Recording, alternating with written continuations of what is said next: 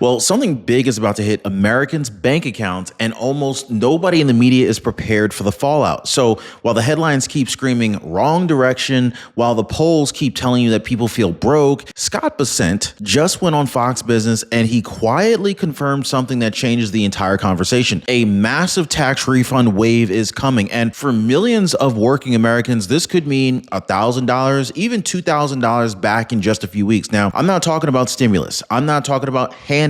I'm talking about your money coming home. Now, here's the part that they don't want you connecting yet, okay? This refund surge isn't happening in a vacuum. It is colliding with something else at the exact same moment. Private sector hiring is accelerating. You've got this federal bureaucracy. It's shrinking, believe it or not. And capital investment, guys, especially in energy and infrastructure, this is totally exploding. Now, this is not an accident. So while Washington quietly trims bureaucrats, real jobs are popping up everywhere else. So while the media obsesses over layoffs, businesses are spending money, they are building and they're hiring. And so while people are being told that the economy is going the wrong way, the receipts, they're about to show up in their checking accounts. Now, this is the reset phase. Refunds first, jobs next, wages after that. So the real question isn't whether the narrative is wrong. The question is, what happens when Americans stop listening to polls and they start checking their bank balance, right? So let's go ahead and check this out, guys. Hit the like button if you appreciate the news updates. Definitely subscribe to the channel. Make sure you're still subscribed, by the way. All right, so let's go ahead and slow this down, okay? Because this is where the entire story actually begins. Scott Bessent did not speculate. He didn't hint. He didn't float some trial balloon. No, he confirmed it. Sitting on Fox Business, Scott Bessent laid it out plainly. The one big, beautiful bill passed on July 4th wasn't just forward-looking. It was retroactive to the beginning of the year. And so that little detail changes everything because most working Americans didn't rush out and update their withholdings. They just kept paying taxes under the old rules, which means quietly, month after month, the government just kept on collecting money that it was no longer entitled to under the new law. Take a second, comment down below. Are you retired? Are you receiving Social Security? Are you a business owner or are you a W-2 employee? Let me know down below, guys. Scott Bessent, he put real numbers on this thing, not some political fluff. Between $100 and $150 billion in refunds hitting American households in the first quarter alone. Guys,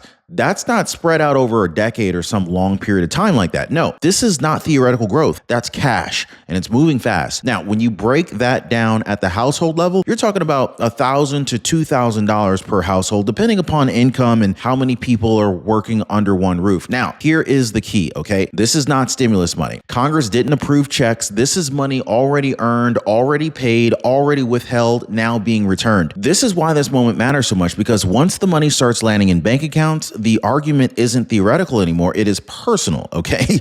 So now let me explain why this refund wave is not like anything Americans have ever seen before, and more importantly, why this matters politically and psychologically. Now, first, retroactivity. Most tax changes only apply going forward. This one reached all the way backward. I'm talking about creating a gap between the people who paid and what they should have paid. Second, unchanged W-4s. Now, most people didn't adjust withholding because most didn't even realize how sweeping the changes were. So the overpayment quietly stacked up over time. Third, the structure of the law itself. No tax on tips, no tax on overtime, no tax on Social Security benefits. And if you add in the auto deductibility for American-made vehicles, and suddenly the taxable base for millions of workers shrank overnight without their paychecks changing. This is why these refunds feel big, because they are. But here's the most important framing shift. This is delayed income, not government generosity. This isn't Washington giving you something. This is Washington admitting that it took too much from you, and now it has to give it back. And psychologically, that really lands very differently. People didn't feel thankful. They feel corrected. They feel validated, okay? They feel like they were right all along. And when that realization spreads, when people understand that this wasn't a bonus, but actually a correction, that right there, my friends, that is when the narrative starts cracking. So now here's the part that makes people uncomfortable. And once they see it, they cannot unsee it. Okay. Now, for months, millions of Americans unknowingly loaned money to the federal government. No interest, no consent, no headlines, just silent over withholding paycheck after paycheck. Meanwhile, Washington sat on the cash. Think about that for a second, okay? At the exact moment that families were being told inflation was transitory, that prices were cooling, and that things were under control, the government was still pulling out of working Americans' paychecks more than it was legally supposed to under the new law. That's the quiet transfer. Some refer to this as the wealth transfer. Well, I'll say that it's part of the wealth transfer, but it's not the full story. In fact, now, suddenly, Washington has to reverse it. Not because it wants to, but because it has to. This is why these refunds feel different. They don't feel like help. They feel like correction, like proof that the pain people felt wasn't imagined, like validation that something was off, in fact. And that creates resentment, not gratitude. Because once people realize, wait a minute, this was already my money, the emotional math changes. I mean, this isn't relief. This is repayment.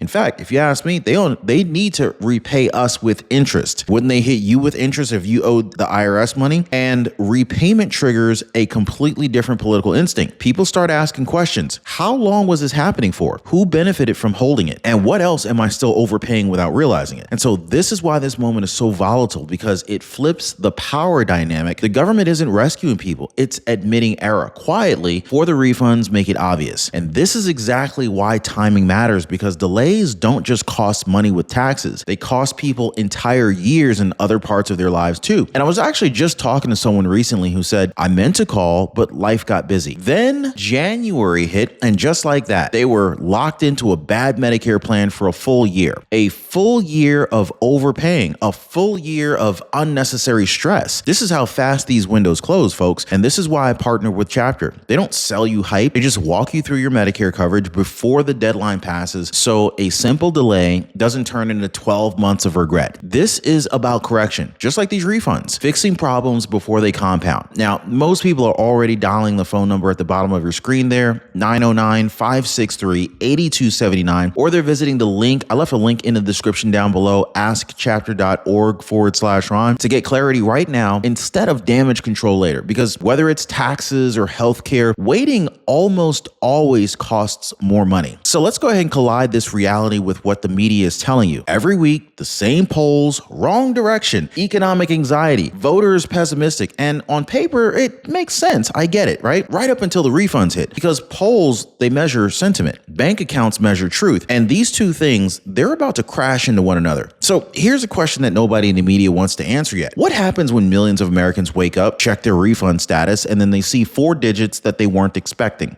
What happens when people who were told that the economy is failing suddenly have tangible proof that something did change? That is when the narrative breaks, because you can argue with statistics, you can spin polls, you can debate forecasts, but you cannot argue with a deposit that clears your bank account, right? And so this right here, my friends, this is the first real world test of the Trump economy that bypasses pundits entirely. Trump's tariffs worked. No press conference, no talking points, just money landing where people live. And once that happens, the polling becomes lagging data. Sentiments adjust after experience, not before it. And so this is why this refund wave matters far beyond the tax season. This is the first moment where millions of voters stop listening and they start feeling it. Now, let's go ahead and address the job headlines, okay? Because this is where a lot of people are being intentionally misled. I mean, these people need to be ashamed of themselves for trying to mislead people, okay? Now, you've already probably seen the numbers. Government jobs down, layoffs reported, unemployment ticks up, and the implication is always the same. Something must be breaking, right? But that's not what's happening, guys. What we're actually seeing is bureaucracy compression, okay? Federal agencies are downsizing. Voluntary severance packages are being taken, early exits, hiring freezes, entire layers of administrative bloat are being peeled back. Now, this didn't happen accidentally. This was ordered, it was executed, and it was targeted. So when Scott Bessent and the administration talk about right sizing, this is what they mean. Fewer regulators pushing paper, fewer middle managers approving approvals, okay? Fewer taxpayer funded roles that don't produce anything measurable. This is the point that the headlines avoid, okay? Government job losses are not the same as economic job losses at all, okay? In fact, from a productivity standpoint, they're often the opposite because when resources stop flowing into bureaucracy, they reallocate. They move back into the private economy where output, wages, and innovation actually happen. So when you see jobs down in a headline, ask yourself one question: which jobs are down? Because if they're the government, who cares? Because trimming bureaucracy isn't a recession signal. This is actually a structural reset. And that reset sets the stage for what's happening next everywhere outside Washington. Now, while the cameras are pointed at federal job cuts, something much bigger is happening off screen. Private sector hiring is accelerating, and not in abstract ways. Manufacturing plants are expanding, logistics hubs are hiring,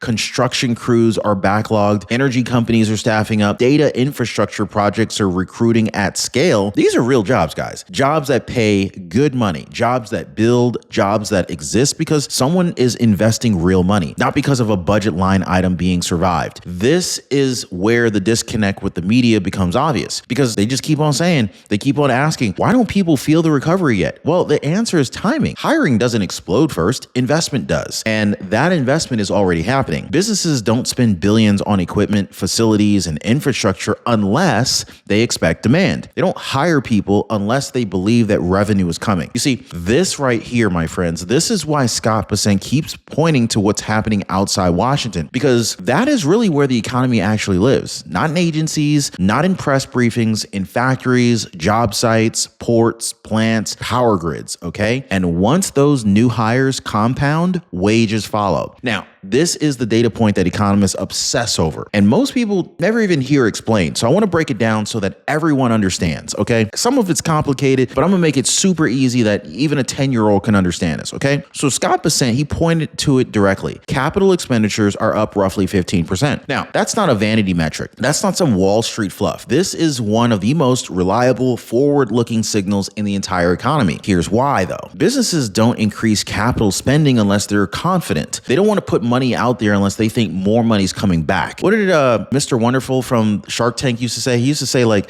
he treats his money like soldiers, and he wants his soldiers to bring more soldiers back, right? Well, you don't go buy machines and expand facilities, upgrade logistics, or modernize infrastructure if you think demand is collapsing. No, of course not. You do it when you believe revenue is coming and when you think revenue is coming very soon. Now, capital expenditures, they are the prequel to job growth. First comes the investment, then comes the installment, then comes the staffing. Machines don't run themselves. Plants don't operate empty. Grids don't upgrade on autopilot. It just doesn't work that way. So when Scott Bessent talks about CapEx rising, he's not talking about today's job numbers. He's talking about tomorrow's payrolls already being baked in. And this is why the recession narrative just keeps on failing to materialize, because the people risking their own money, the people who actually know that their businesses are running strong, they're acting like growth is coming, not contraction. This isn't speculative trading. This is physical investment: steel, concrete, wiring, equipment. Once that money is committed, the jobs follow whether the media likes it or not. And let's talk about the engine behind all of this energy, okay? Because every single trend that we've discussed runs straight through the power grid, right? Data centers don't run on vibes. AI doesn't run on press releases. Manufacturing doesn't run on policy papers. No, it runs on electricity, massive amounts of electricity. And so right now, the United States is racing to expand grid capacity and modernize infrastructure and ultimately build out energy production fast enough to meet the demand. And this is where the boom is hiding. Red states are building, expanding, permitting, hiring. Blue states, they're losing refineries. They're pushing companies out, and they're wondering why power costs keep rising. And I think you saw it with energy firms choosing to exit heavily regulated states rather than comply with them. I mean, you're seeing it with the new investment flowing into regions that can actually support growth. And this boom isn't tech fantasy. It's labor heavy. It's linemen, it's welders, electricians, plant operators, maintenance crews, construction teams. These are not short-term jobs. These are decade-long needs, which is exactly why energy isn't just a sector, it's the backbone of this entire reset. And so now this is where the fear narrative completely breaks down. You've been told AI is about to wipe out jobs, that automation is coming for everyone, that the future means fewer workers and more screens. But here's the reality that nobody wants to reconcile. The fastest growing parts of this economy cannot be automated away. AI doesn't climb utility poles. It doesn't weld steel. It doesn't rebuild power grids. It doesn't maintain data centers or run heavy machinery. In fact, the more advanced the economy becomes, the more physical infrastructure it requires. And that infrastructure creates bottlenecks, real human bottlenecks. And this is why companies are already struggling to find skilled trades, linemen, electricians, welders, mechanics, operators, plumbers. Demand is outrunning supply. And when that happens, wages rise. Has anyone ever tried to call a plumber lately? Isn't it wild how much more expensive they are? An electrician, you see what I'm saying here? Supply and demand. This is the part of the story that gives people hope, because while white collar administrative roles are being trimmed, productive labor is actually being bid up. Skills that were ignored for a decade are suddenly valuable again. This isn't job destruction, it's actually job reallocation. And for millions of Americans who were told that their work didn't matter anymore, this shift changes everything. Not someday, but now. And so now let's go ahead and connect this financial economic thread together, okay? Because this right here, this is where refunds stop being the headline and they start becoming the foundation. So Scott Bessent, he pointed out something critical. The trade deficit is falling. And this is crazy to even say though, right? This means more production is happening here, not overseas. More goods are being made domestically. More revenue is staying inside the system. And here's where tariffs come in, okay? When tariffs are applied strategically, not as punishment, but as leverage, they generate revenue and they force production back home. That revenue doesn't disappear. It accumulates, which is exactly why you're starting to hear the phrase dividend style payouts enter the conversation for 2026. Not promises, not checks tomorrow, but a logic chain, okay? First, production returns. Second, trade deficits shrink. Third, tariff revenue grows. Fourth, the surplus becomes distributable. And so this is why these dividend refunds matter so much. They're phase one, proof that policy can translate into personal income. Now, if refunds show Americans that the system can reverse course, dividends become believable. And once people believe that, expectations change overnight. And so now, right as all of this momentum is lining up, refunds about to hit, hiring accelerating, energy investment is ramping up, here comes the pressure point. Government shutdown threats. I know. I thought we just got past a government shutdown. I know we did. Democrats and Republicans came together and they reopened the government, but we have new government shutdown threats. Democrats have already signaled that they're willing to shut the government down again over ACA subsidy extensions. Not quietly, publicly, almost casually. And the timing is what really matters here, okay? Because listen, a shutdown right now wouldn't be about budgets. It would be about disrupting momentum. Think about it, right? When refunds are about to land in people's bank accounts, when confidence is fragile but rising, when voters are on the verge of feeling improvement, uncertainty becomes a weapon. Shutdown headlines freeze confidence, they stall investment, they muddy the water, and politically, the playbook is very familiar. Shut it down, then blame the Republicans for the fallout. Those freaking conservatives, that's how it happens every single time. And so this is why this moment is so sensitive, because the economy, it doesn't just run on money. It runs on expectations. And when expectations are improving, chaos becomes the tool to reverse it. This isn't accidental, guys. This is strategic. And this is why the administration keeps warning, don't let these bureaucratic fights choke off real world gains. Because the worst thing that could happen for certain political interests is Americans realizing things are actually turning around. And so that kind of brings us to the final finish here, guys. Tax season. Anybody ready for tax season? Does anybody get anxious around tax season? Or are some of you guys like really looking forward to getting a tax refund check? Well, this is the inflection point. The first moment where Americans don't have to believe anything, they can verify it for themselves. No pundits, no polls, no spin, just refunds processed, direct deposits cleared, numbers confirmed. And this is where the narrative lives or dies. If people open their bank accounts and they see nothing, the story collapses. Now, if they see four figures that they were not expecting, the story spreads, because tax season is completely different. It's personal. You got business taxes, personal taxes, side hustle income, passive income, you've got real estate income, REIT income, you name it. But this is going to be ultimately audited by reality. And this is when abstract policy finally turns into lived experience. This is why Scott Bessent's confirmation matters so much. Not because of what it says, but because of what it's about to prove here. Refunds are the first receipt. Jobs are around the corner. Wages are third. And once that sequence starts, it's very hard to stop it. So drop a 47 down below if you're happy with President Donald J. Trump's tariff benefits here, especially if Trump's benefits end up landing a big, fat, huge dividend refund check in your bank account. Let me know what you think about that. If you're okay with that, drop a 47 down below. Now, the real question left is this. When Americans stop listening to what they've been told and they start checking what they've been paid, what story is going to really survive here? This is what the next few weeks decide. Hit the like button, subscribe, share this video, and I'll see you on the next video. Take care, guys.